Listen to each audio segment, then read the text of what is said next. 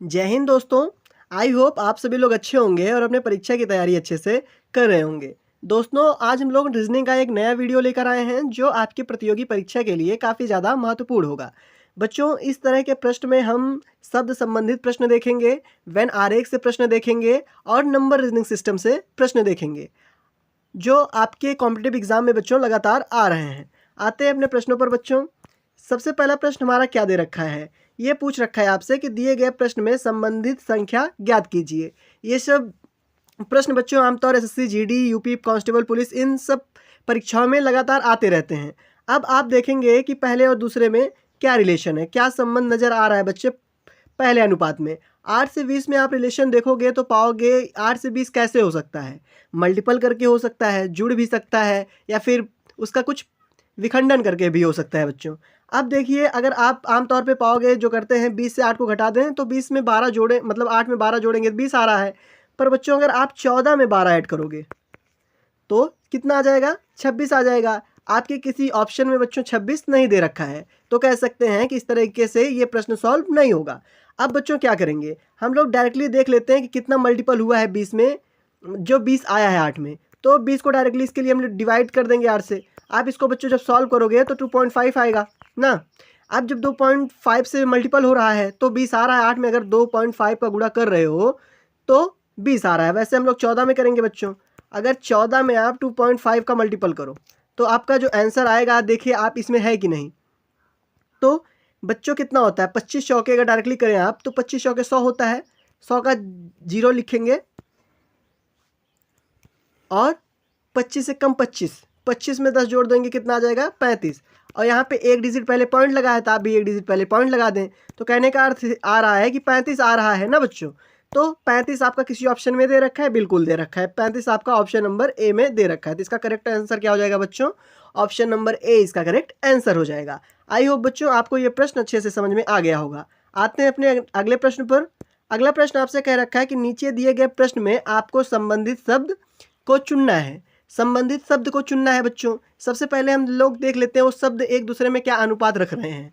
आप देखते हैं हंसना, हंसना का कुल मिलाकर यहाँ पे बच्चों पर्यायवाची का शब्द हुआ है, मतलब उसके कुल मिला के बोध करा रहा है। हंसना किसका बोध माना जाता है, वो आनंद का बोध माना जाता है। ठीक बच्चों, पर्यायवाची नहीं, बोध कराने के ऊपर ये डिपेंड है।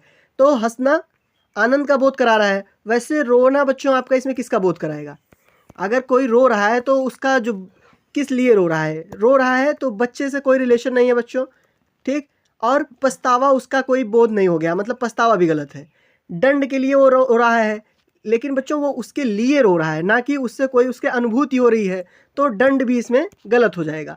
अब बचा अपना क्या बच्चों, ऑप्शन नंबर डी जो शोक दे रखा है।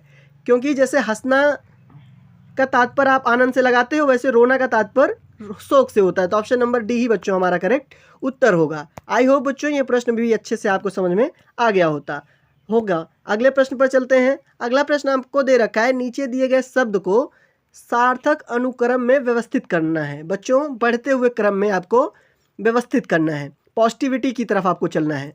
तो आपके ऑप्शंस क्या दे रखे हैं, मकान है बच्चों, महल है, बंगला है, झोपड़ी है। इसमें सबसे निचले स्तर का बच्चों क्या है, सार्थक क्रम में चलना है, सबसे नीचे से ऊपर की तरफ आप जाएंगे तो सबसे निचले स्तर का इसमें क्या दिख रहा है बच्चों, झोपड़ी। झोपड़ी का अनुक्रम संख्या क्या है, 4। झोपड़ी के बाद क्या बनेगा, मकान बनेगा। मकान बनेगा तभी तो महल और बंगला बन सकता है। तो झोपड़ी के बाद बच्चों मकान का लगते हैं, मकान का क्या है अनुक्रम नंबर 1। मकान के बाद बच्चों बंगला बनेगा, बंगला का क्या है 3। बंगले से आप महल की तरफ जाएंगे तो उसका क्या है 2। आपको ये ऑप्शन किस में दे रखा है बच्चों, 4 1 3 2। आप पाओगे आपके ऑप्शन नंबर डी में अनुक्रम मौजूद है। तो ऑप्शन नंबर डी ही बच्चों इसका करेक्ट आंसर है। आते हैं अगले प्रश्न पर अपने बच्चों। अगला प्रश्न आपसे क्या पूछा है, ये पूछ रखा है दिए गए विकल्पों में आपको विषम शब्द को ज्ञात करना है। विषम शब्द क्या होता है बच्चों, जिसका आपस में रिलेशन बैठे वो सम शब्द होगा और जिसका आपस में रिलेशन ना बैठे वो विषम शब्द होगा। अब देखते हैं पोलैंड, कोरिया और स्पेन, इनमें आप क्या पा रहे हो बच्चों। जो पोलैंड है अगर इसको पाओगे, स्पेन को पाओगे और कोरिया को, इन तीनों को पाओगे तो आप ये क्या है बच्चों, यूरोप की कंट्री हैं ना, यूरोप के देश हैं ना बच्चों। पोलैंड भी यूरोप में है, कोरिया भी यूरोप में है और स्पेन भी यूरोप में है। परंतु बच्चों जो ग्रीस है ये यूरोप में नहीं है, ये एशिया में मौजूद है। तो कह सकते हैं कि महाद्वीप के आधार पर इसमें विषम शब्द को हम लोग बच्चों फाइंड कर रहे हैं। क्योंकि यूरोप एक अलग महाद्वीप है और एशिया एक अलग महाद्वीप है। तो ये एशिया की कंट्रीज़ है और ये तीनों बच्चों यूरोप की कंट्रीज़ है। तो इसमें विषम क्या हुआ? ग्रीस हुआ। तो ऑप्शन नंबर डी बच्चों इसका करेक्ट आंसर हो जाएगा। आते हैं अपने अगले प्रश्न पर बच्चों। अगला प्रश्न आपका वेन आरेख से है। इसमें एक दे रखा है बच्चों, नीचे दिए गए प्रश्न में सही वेन आरेख आपको ज्ञात करना है। और वेन आरेख के लिए शब्द हमें क्या दे रखा है? घर दे रखा है, ईंट दे रखा है, पुल दे रखा है। बच्चों अगर हम ईंट को बीच में रखें, आप पाओगे कि जो ईंट से है, ईंट से हम घर का निर्माण कर सकते हैं कि नहीं कर सकते हैं? अगर मान लें हम बच्चों कि ये हमारा जो सर्कल मिड वाला है, इसको हम ईंट मान लें, तो ईंट से बच्चों हम लोग क्या बना सकते हैं? ईंट से हम लोग घर बना सकते हैं, बिल्कुल बना सकते हैं। ईंट से हम लोग पुल भी बना सकते हैं ना, लेकिन पुल से घर नहीं बना सकते, घर से पुल नहीं बना सकते। तो घर पुल में कोई रिलेशन नहीं है। तो इस तरह का वेन आरेख बच्चों आपको इस तरह की आकृति किस में दिख रही होगी? आपको देख पा रहे होगे आप कि ऑप्शन नंबर ए में इस तरह की आकृति आपको दी गई है। तो ऑप्शन नंबर ए ही इसका बच्चों करेक्ट आंसर हो जाएगा। आई होप बच्चों ये प्रश्न आपको अच्छे से समझ में आ गया होगा। अगले प्रश्न पे आते हैं। ये जनरली इस टाइप का प्रश्न अगर आप बच्चों रेलवे की तैयारी कर रहे हो तो बहुत ज़्यादा इंपॉर्टेंट है, क्योंकि रेलवे में इस तरह का क्रॉस मल्टीप्लिकेशन, दैट मीन उसका नंबर से लेकर और बच्चों जो ये प्लस माइनस होता है इसके जगह पे रिप्लेस करते हैं। तो इस तरह के प्रश्न बच्चों रेलवे में बहुत पूछे जाते हैं। जैसे अब ये है, ए का अर्थ हमें जोड़ लेना है और बी का अर्थ हमें घटाव लेना है, सी का अर्थ हमें गुणा लेना है। तो इसका बच्चों सही आंसर क्या होगा? ए का अर्थ भाग है, बी का अर्थ माइनस है और सी का अर्थ गुणा है। अब सॉल्व करते हैं। 46 है बच्चों, 46 के बाद ए है, ए के स्थान पे हमें भाग रखना है, हम लोग भाग रखते हैं, ठीक। उसके बाद क्या रखा है? 2 रखे। बी के स्थान पे बच्चों में क्या रखना है? माइनस रखना है। और फिर 3 और सी के स्थान पे क्या रखना है बच्चों? इनटू। अकॉर्डिंग टू बॉड मास आप सॉल्व करेंगे, पहले गुणा करेंगे, पहले भाग करेंगे, फिर गुणा, फिर जोड़, फिर घटाओ। अब बच्चों सबसे पहले भाग का हम लोग करते हैं, क्योंकि नियम यही कहता है हमारा। भाग करोगे, 46 को 2 से भाग दोगे कितना आएगा? 2 2 जा 4 होता है और 2 3 जा 6 होता है। माइनस 3 इंटू 4 बच्चों। भाग के बाद क्या करते हैं? गुणा करते हैं। गुणा कितना है? 3 चौक 12। अब बच्चों आप 23 में से 23 में से 12 घटा दो तो आपके पास कितना बचेगा? 11 ही आपका करेक्ट आंसर है। आप देख लो 11 किस ऑप्शन में दे रखा है, तो आप पाओगे ऑप्शन नंबर डी में हमारा 11 दे रखा है। तो ऑप्शन नंबर डी ही बच्चों इसका करेक्ट आंसर हो जाएगा। आई होप बच्चों ये प्रश्न आपको अच्छे से समझ में आ गया होगा। चलते हैं अपने अगले प्रश्न की तरफ। बच्चों ये प्रश्न क्या है? ये आपसे पूछ रखा है कि बिमल एक कोई इंसान है जो पूर्व की ओर 20 मीटर चलता है। सबसे पहले अपने बच्चों दिशांक बना लेते हैं। इधर क्या होगा? पूर्व हो गया, इधर हो गया पश्चिम हो गया, इधर उत्तर और इधर दक्षिण। कह रखा है पूर्व की ओर कितने किलोमीटर चलता है बच्चों? 20 किलोमीटर। आप किसी को मतलब विमल को पूर्व तरफ 20 किलोमीटर चलाइए, ठीक बच्चों। ये 20 किलोमीटर चला, फिर उसके बाद कह रखा अपने बाएं मुड़ता है। इसका बायां इधर होगा ना बच्चों, तो उसका बायां इधर होगा, तो ये अपने बाएं घूमेगा। तो बाएं कितना देर चलता है बच्चों? 10 मीटर, ठीक। वो 10 मीटर चला, फिर उसके बाद कह रखा है वो अपने फिर बाएं मुड़ता है, फिर बाएं मोड़ दीजिए उसको, फिर कह रखा है वो 20 मीटर चलता है बच्चों। ये फिर 20 मीटर चलता है। वो 20 मीटर शुरू में भी गया, फिर 10 किलोमीटर ऊपर गया, फिर 20 मीटर, सॉरी बच्चों मीटर ही मीटर है, फिर 20 मीटर अपने वहाँ से दाएं गया। अब पूछ रखा है वो प्रारंभिक बिंदु से बच्चों कितना दूर चला है। आपको क्या बताना है? प्रारंभिक बिंदु से ये कितना दूर चला है। तो बच्चों 20 मीटर गया था, 20 मीटर वापस आ गया, जितना दूर ऊपर चला होगा वही आंसर होगा। ऊपर 10 किलोमीटर चला है तो 10 मीटर चला है, तो 10 मीटर नीचे उसका शुरू से बच्चों चला ही है, मतलब वही उसका उत्तर होगा। तो 10 मीटर आपका किस ऑप्शन में दे रखा है? 10 मीटर आपका ऑप्शन नंबर ए में दे रखा है, तो ऑप्शन नंबर ए बच्चों इसका करेक्ट उत्तर हो जाएगा। आते हैं अपने अगले प्रश्न पर बच्चों।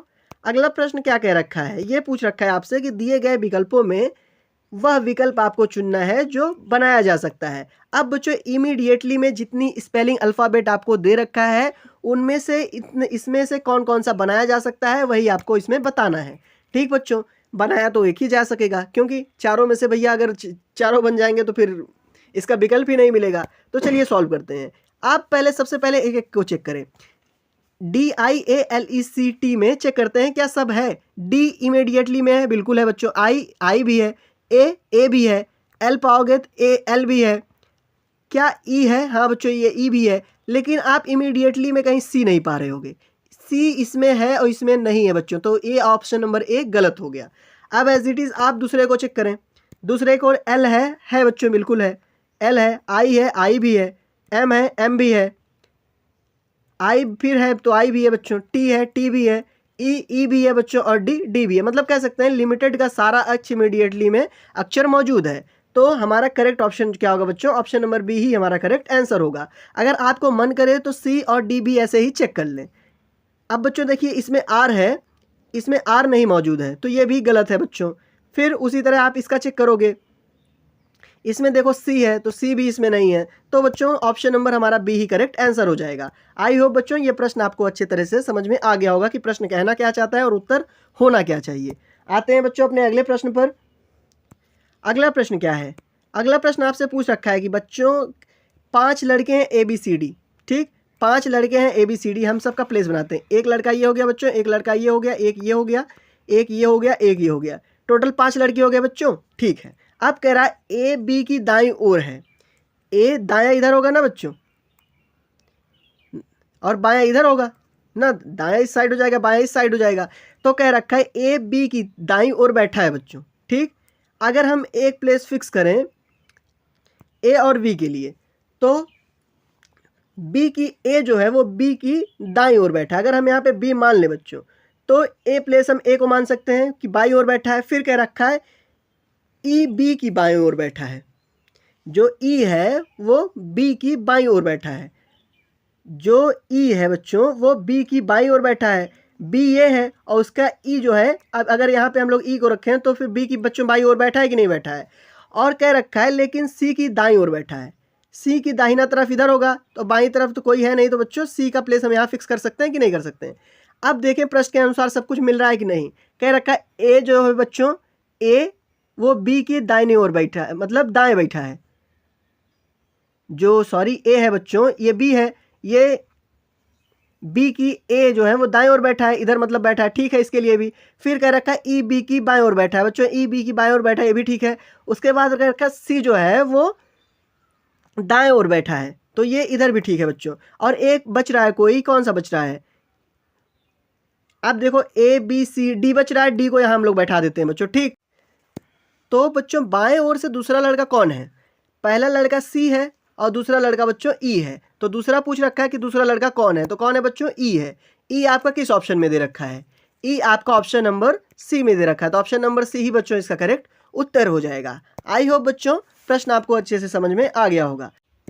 अगला प्रश्न देखते हैं बच्चों। इसमें क्या रखा है? कथन को पढ़ें और दिए गए विकल्पों से निष्कर्ष को चुनें। अब कथन देखते हैं। सबसे पहले क्या दे रखा है बच्चों? कह रखा है कि कुछ पत्थर नदियां हैं, कुछ पत्थर नदियां हैं, आप इसको माने पी। उसके बाद कह रखा है कि सभी नदियां कारें हैं, आप इसको नदी मान सकते हो बच्चों कि सभी जो नदी है वो कारें हैं, ठीक। तीनों बन गया बच्चों। फिर कह रखा है कुछ कार ट्रेन है, कुछ कार जो है बच्चों, कार का ये है, ये कह रखा है कुछ कार ट्रेन है। इस तरह की वेन आकृति बना ली है बच्चों हम लोग। अब देखते हैं निष्कर्ष को पढ़ते हैं। कह रखा है कुछ ट्रेन पत्थर है। आपको पहला प्रश्न पूछा कि कुछ ट्रेन जो है, मतलब निष्कर्ष कह रखा है कुछ जो ट्रेन है बच्चों वो पत्थर है। ट्रेन का कौन सा है? आप ट्रेन का पाओगे ये है। अब कह रखा है कुछ ट्रेन पत्थर है। ट्रेन और पत्थर में कोई रिलेशन आपको वेन डायग्राम में दिख रहा है? नहीं बच्चों, तो ऑप्शन नंबर ए अपना गलत है, अपना निष्कर्ष पहला गलत है। कह रखा है कुछ कारें पत्थर हैं, कुछ कारें पत्थर हैं, कुछ कारें पत्थर हैं। बच्चों कार के अंदर पत्थर आ रहा है, तो इसको हम लोग अभी होल्ड पे रखते हैं। अब अगला कह रखा है कुछ ट्रेन नदियां हैं, कुछ ट्रेन नदियां हैं।